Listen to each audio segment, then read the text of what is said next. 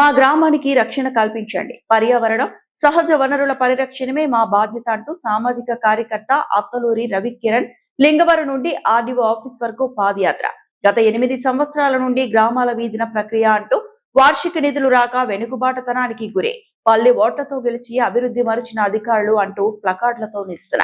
Gudivada rural గ్రామాలకు నిధులు కేటాయించి ఇన్ని తరాల ఆగస్టుకు స్వాతంత్ర్యం ఇప్పించండి. గుడివాడ రూరల్ లింగవరం మట్టి మాఫియా ట్రాక్టర్లతో శిథిలమైన రోడ్లను పునర్నిర్మించండి. స్మార్ట్ డ్రైనేజీ నిర్మించి శానిటేషన్ చెప్పించండి. విలీన ప్రక్రియ వల్ల నిధులు రావని సాకులు చెప్పకుండా నిధులు కేటాయించాలని డిమాండ్. సామాజిక కార్యకర్త రవికిరణ్ మన గ్రామం కోసం ఎన్నో పోరాటాలు చేశాడు.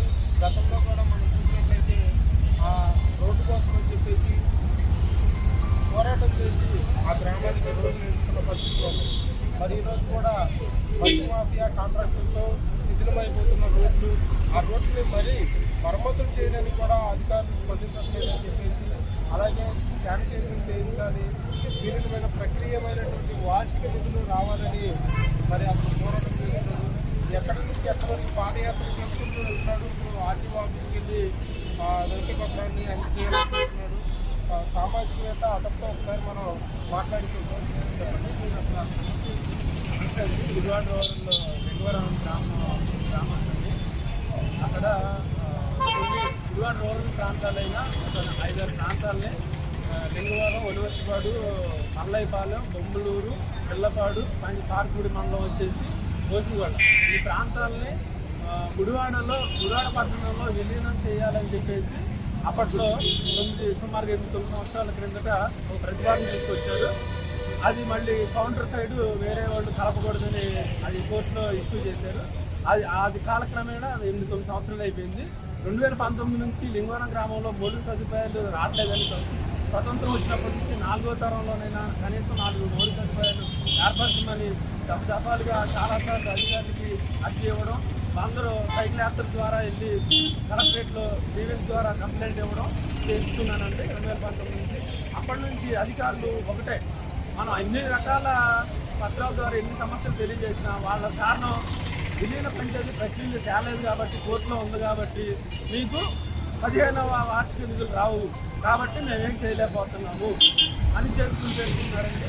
గ్రామంలో దోమలో బతకాల్సింది, ఇంతవరకు శానిటైజేషన్ లేదు, డ్రైనేజీ వ్యవస్థ లేదు, ఇల్లు కూడా కొట్టుకుంటున్నారు. మన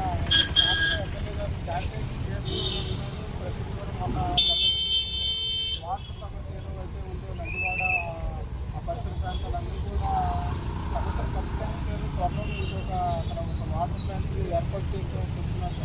మీరేమో మాట్లాడుతున్నారు. కరెక్టేనండి, నేను చూస్తున్నాను, న్యూస్ చూస్తున్నాను, ఫాలో అవుతున్నాను. రాము గారు కొన్నిటిపైన స్పందిస్తున్నారు, దానికి సంతోషిస్తున్నాం. ఎక్కడో గుడివాడ నుంచి వెన్నంతపూడి ఎంత దూరం అండి, అక్కడ స్పందిస్తున్నారు. తమిళ్ ఎంత దూరం అండి, అక్కడ స్పందిస్తున్నారు. పక్కన ఇక్కడ విజిలేస్తే లింగవరం వినపడుతుంది. అది మీ గ్రామంగా కనిపించట్లేదా? అది అక్కడ మనుషులు కాదా? అక్కడ మేము ఓట్లు వేసి మమ్మల్ని గెలిపించిన వాళ్ళు మేము మనుషులు కాదా?